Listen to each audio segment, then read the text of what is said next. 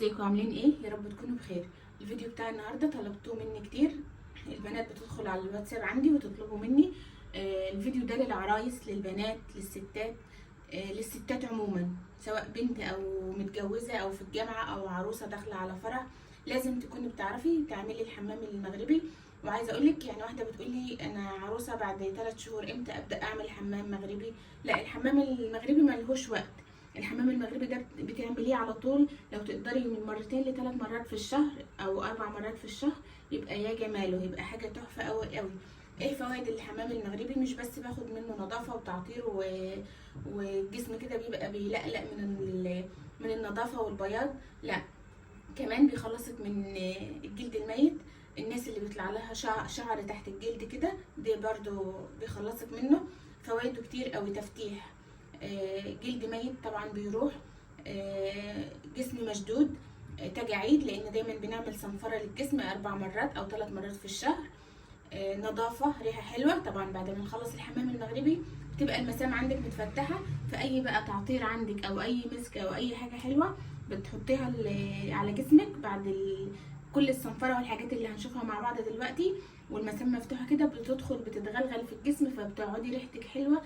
عايزه اقول لك بالثلاث 4 ايام، ومش ببالغ، على حسب بقى المعطر اللي عندك، سواء برفان حلوه او حاجه حلوه. هنشوف دلوقتي هنعمل ايه مع بعض. اول حاجه طبعا الحمام المغربي على الجسم كله. انا هنا جايبه طبق وهعمل معاكم على ايدي كده وعلى دراعي، لكن انت بتدخلي الحمام بتاعي، بتدخلي تحت الدش 10 دقايق ميه سخنه على قد ما تقدري، بتكون سخنه عشان نفتح المسام وكمان ندوب الجلد الميت. بتقفي تحت الميه السخنه دي 10 دقايق كده، انت خلاص عملتي خطوه مهمه جدا. بعدها بقى بعد ما تقفي تحت الدش الميه السخنه كده 10 دقايق، هنسهل بقى كل الخطوات الجايه. انا جايبه هنا طبق فيه ميه دافيه. اول حاجه هعملها معايا طبعا الليفه المغربيه، طبعا انا معايا 2 وفي كمان واحده ثالثه بس مش لاقياها دلوقتي. اول حاجه كده اول ما ادخل الدش هجيب طبق فيه شويه ميه دافيين، وهحط دي فيه كده عشان تطرى معايا وما تجرحش جسمي، على ما نشوف هنعمل ايه. طبعا قلنا هتدخلي تحت الدش، هتفتحي الدش على جسمك كده 10 دقايق. قلت لكم النهارده انا هشتغل على دراعي كده معاكم. الميه ديت سخنه دافيه، فوق الدافيه بشويه كده، سخنه يا دوب تتحمليها كده عشان تدوب كل الجلد الميت. طبعا الحمام المغربي انا عاملاه معاكم على القناه قبل كده، بس برضو في بنات داخله جديد وطلبته مني، وانا ما اقدرش اتاخر عنكم، مع اني اتاخرت طالبينه من زمان، بس معلش انا غايبه بقالي فتره، بس رجعت لكم بالفيديو اللي انتوا عايزينه. طبعا هتقفي كده، تخيل ان احنا هنقعنا جسمنا 10 دقايق. اول حاجه هجيبها، تعالوا نقول معانا ايه الاول. معانا دي صنفره بالفحم كده، ومعانا هنا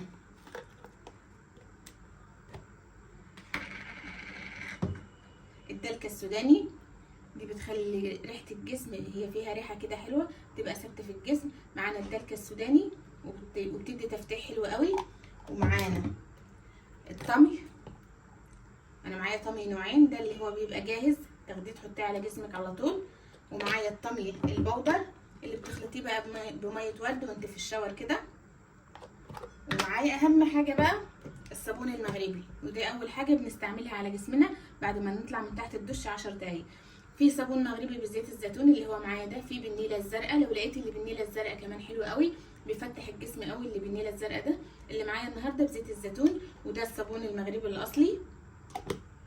ومعايا طبعا المرطب اللي هرطب بيه جسمي، لان بعد كل الحاجات دي اكيد الجسم بيبقى محتاج ترطيب، لازم المرطب بتاعي مرطب الجسم. ومعايا ده مسك ده جليسرين بالمسك الابيض، ده عايزه اقول لكم لو لقيتوه عند اي عطار لازم تجيبوه، ريحته تحفه وثابته في الجسم باليومين، بجد تحفه. انا اول مره اعرف ان في جليسرين بالمسك كده، انا كنت جايباه اجربه بس بجد حبيته حلو قوي. هنشوفه دلوقتي واحنا بنحطه مع بعض. تعالوا كده. المفروض بقى ان انا كده حطيت جسمي او وقفت تحت الدش كده 10 دقايق، هاخد بقى الصابون بتاعي وهوزعه بقى على جسمي كله كده، وانا بفرك بجد النتيجة بعد ما تشوفوا، بعد ما نخلص الحاجات دي هتبهركم، ومرة في مرة هتلاقي جسمك ده بيضوي ضوي كده. كفاية ان جسمك يبقى مفيهوش تجاعيد، شعر تحت الجلد، نظافة، ريحة. طبعا هسيبه 10 دقايق. يوم ما تيجي تعملي الحمام المغربي ده، يعني استغلي الفرصة كده، يوم يكون البيت فاضي، لو انت ست متجوزة ولادك بره في الدروس، مفيش معاكي حد، وادخلي بقى على الشاور بتاعك اقفليه. ويا سلام بقى لو عندك بانيو واتنقعتي فيه كده، ال10 دقايق اللي هنوقفهم تحت الدش يبقى يا جمال. هسيب ده كده 10 دقايق على ايدي، وانا هفضل افرك فيه كده. هسيبه 10 دقايق. لو انت مستعجله ممكن 5-6 دقايق كده، ونرجع نشوف هنعمل ايه مع بعض. كده بعد ما سبت الصابون كده، الصابون المغربي على ايدي كنت بفرك فيه، هروح بقى اشطفه تحت الحنفيه. ولازم اهم خطوه بقى وانت بتشطفيه تتاكدي انك مش سايبه على جسمك اي بواقي صابون، لان لو في بواقي صابون مش هتقدري تفركي بالليفه دلوقتي الجلد الميت. لازم اتاكد ان انا شلت كل الصابون من على جسمي كله. هشطفه بقى تحت الحنفيه ونرجع نكمل. كده شلت الصابون المغربي كده من على ايدي. طبعا على جسمك، طبعا في الشاور هتشيلي الصابون من على جسمك كله، وهجيب الليفه بتاعتي اللي نقعها في الميه السخنه. يا سلام بقى لو حاطه في الميه دي كمان شويه خل كده مع الليفه، وهفضل افرك. طبعا بتكوني حنينه على جسمك برضو.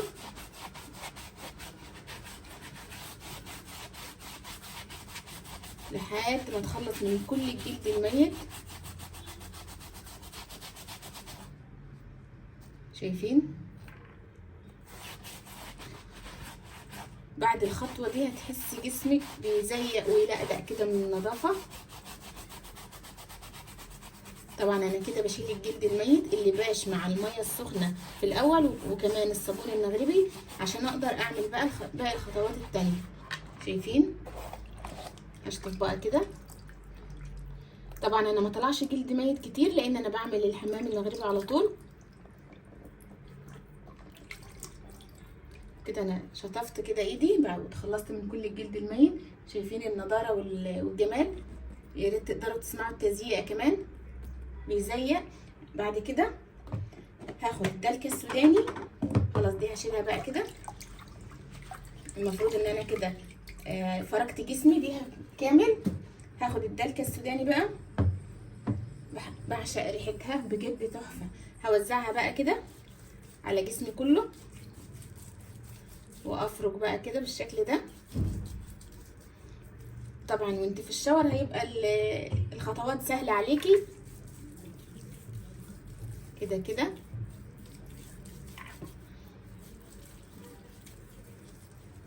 بالشكل ده. وهسيبها 5 دقايق على جسمي، ونرجع نكمل ونشوف هنعمل ايه مع بعض. اتاكد ان انا وزعت على جسمي كله كده. الله، ريحتها تحفه.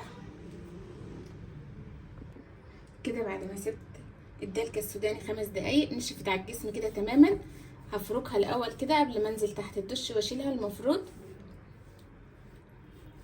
تفركي جسمك كله وبعدين تشيليها من على جسمك. هنا بقى بتشيليها بتلاقي ترطيب حلو قوي على جسمك. نضفها كويس. هتيجي بقى خطوه الطمي المغربي. طبعا البودر ده لو عندك منه او هتجيبي منه وتخلطيه بميه ورد عادي. انا النهارده هحط اللي هو الجاهز، هو بيجي معجون جاهز كده. هاخد بقى منه، والمفروض هتوزعي على جسمك كله بالشكل ده. ده بقى ما بياخدش 3 دقايق وبينشف معاكي. توزعي برضو على جسمك كله كده بالشكل ده.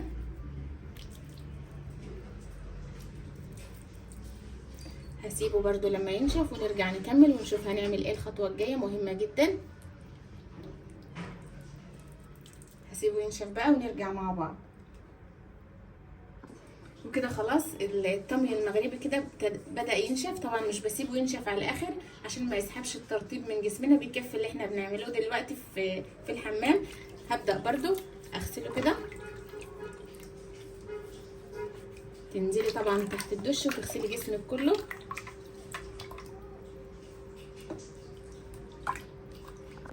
كده خلاص بعد ما شلت الطمي المغربي بالشكل ده. طبعا غيرت الميه. اخر خطوه بقى الصنفره دي، اي صنفره موجوده عندك وهتوزعيها على جسمك كله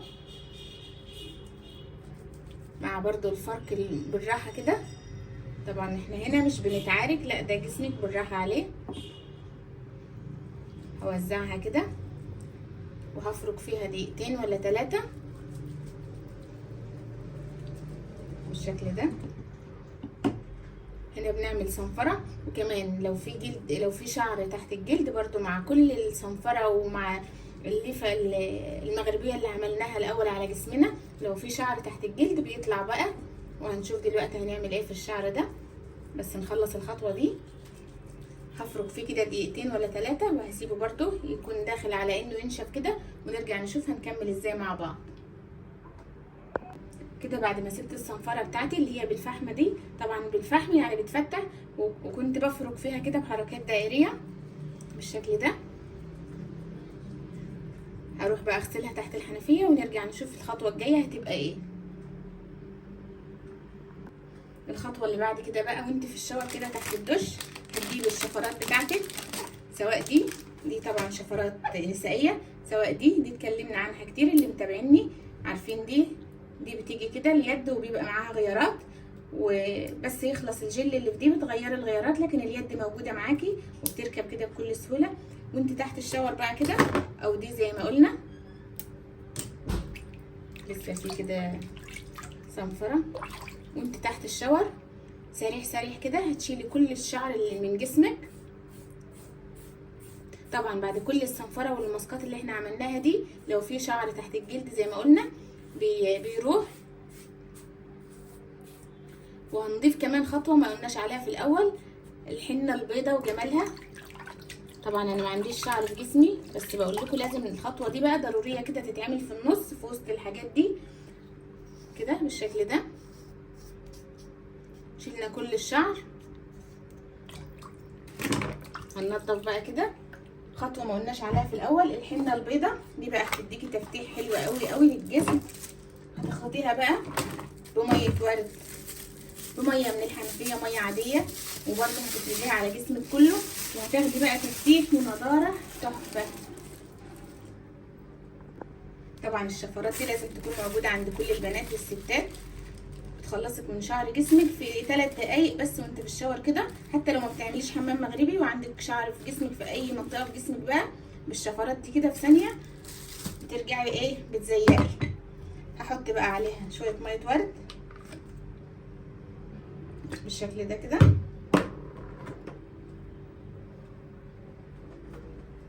وهخلطها.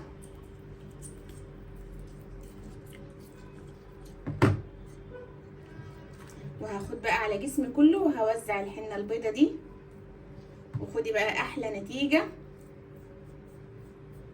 طبعا كل الحمار اللي انتوا شايفينه ده مع الترطيب وبس جسمك يهدى هيقلب بقى ببياض وتفتيح وحاجه حلوه تحفه قوي هتحبيها. ودي خلاص كده تعتبر الخطوه اللي قبل الاخيره، فاضل بس نرطب ونعطر جسمنا بعد ما نشيل الحنه البيضه دي. دي كمان ما بتاخدش دقيقتين او 3 وبتلاقيها نشفت على جسمك. هسيبها بقى دقيقتين كده ونرجع نشوف هنكمل ازاي مع بعض. كده خلاص نشفت الحنه البيضه، هشيلها برضو تحت الحنفيه ونرجع نشوف هنعمل ايه مع بعض. كده خلاص غسلت ماسك الحنه البيضه. هننشف بقى جسمنا كده زي ما احنا متعودين، مش بس بشرتنا اللي بننشفها بالطبطبه، لا حتى جسمنا كمان بنتعامل معاه زي كأنه بشرتنا عشان ما يجعدش. يا سلام بقى على النظافة وعلى التزييق. وهنشوف الفرق دلوقتي بين الايد دي والايد دي، وانا لسه ما رطبتش. شايفين في هنا نضارة. طبعا لما الحمار ده يروح هيقلب ببياض مع الترطيب طبعا. تعالوا بقى كده نرطب. مع المرطب بقى هنحط اي معطر عندك، طبعا ده امن جدا. ودلوقتي زي ما قلنا المسام بتاع الجسم كلها متفتحه بعد الشاور الطويل ده. هنحط بقى فازلين من اللي هو بالمسك الابيض بالشكل ده كده. والريحه بقى هتقعد زي ما قلت لك بالاربع ايام، اللي يقرب منك هيشم ريحتك الحلوه. ريحه الجليسرين بالمسك ده بجد رهيبه بجد. لازم لو لقيتوه، انا جايباه من عند العطار، لو لقيتوه لازم تجيبوه، وبيقعد عندك بقى فتره طويله. انا استعملته كتير ما خدتش منه غير شويه صغيرين. هوزع بقى الترطيب ده كده كده. بعد ما وزعت الترطيب بتاعي لازم خطوه الترطيب دي، لان دلوقتي جسمك ناشف جدا، احنا خلصناه من كل الدهون اللي فيه او من كل الترطيب. لازم خطوه الترطيب دي والتعطير عشان هيثبت معاك التعطير زي ما قلنا. وشوفوا الفرق بقى بين الايد دي والايد دي. هياخد منك الحمام المغربي نص ساعه، يعني اربع مرات في الشهر او 3 مرات. خدي نص ساعه كده لنفسك عشان تفضلي مش بس بشرتك زي ما قلنا، حتى جسمك يبقى صغير، ما فيهوش تجاعيد، ما فيهوش شعر تحت الجلد، ما فيهوش ترهلات. عايزه اقول لك كمان لو داومتي على الحمام المغربي دي، ده لو عندك سيلولايت برده بيخلصك منه. حلو قوي قوي. وزي ما قلنا مش خاص ولا حكر على العرايس بس، لا هو لكل البنات ولكل الستات ولكل الاعمار. وما فيش وقت محدد انك تبداي تعملي الحمام المغربي، لازم الكل يعمله. وعايزه اقول لكم كمان اسعاره بره، يعني انا اخر سعر كنت سامعاه 1500 عشان تروحي مكان تعملي حمام مغربي. طبعا بيبقى فيه برده دلع وتعطير وماسكات وحاجات، بس ليه 1500؟ ما احنا عملناه في البيت في نص ساعه وخدنا نفس النتيجه. لو عندك كمان زيت برفان ما فيهوش كحول، تقدري كمان توزعيه على بشرتك، هيثبت برده في الوقت ده، هيثبت جدا جدا. شوفوا انا عجباني النتيجه قوي قوي. جربوه. لا ومش جربوه، لازم تكونوا بتعملوه. واللي ما يعرفوش وما بيعملهوش لازم يبتدي يعمله. خلي لك روتين كده في الشهر، لازم تعملي الحمام المغربي. وكده اكون خلصت الفيديو بتاعي النهارده. معلش لو طويل شويه، بس لا كان لازم اقول لكم على كل حاجه انا بعملها. ويا رب يكونوا استفدتوا وتكون الفكره وصلت لكم. وكمان انت ست لازم تهتمي بنفسك وبانوثتك على طول. لاقي لنفسك وقت، لو يعني الناس اللي بتقول ما عنديش وقت، لا اعمليه بالليل بعد الولاد ما يناموا، بعد ما ترجعي من كليتك، بعد ما ترجعي من شغلك، نص ساعه بس هتبقي فله شمعه منوره وريحتك حلوه. كده اكون خلصت الفيديو بتاع النهارده. يا رب يكون عجبكم. لو عجبكم متنسوش تحطوا لايك عليه، وكمان ما تنسوش تشيروا الفيديو الجميل ده لاصحابكم وحبايبكم. كمان ما تنسوش تنزلوا على اول تعليق هتلاقوني سايبه كل لينكاتي. وسلام.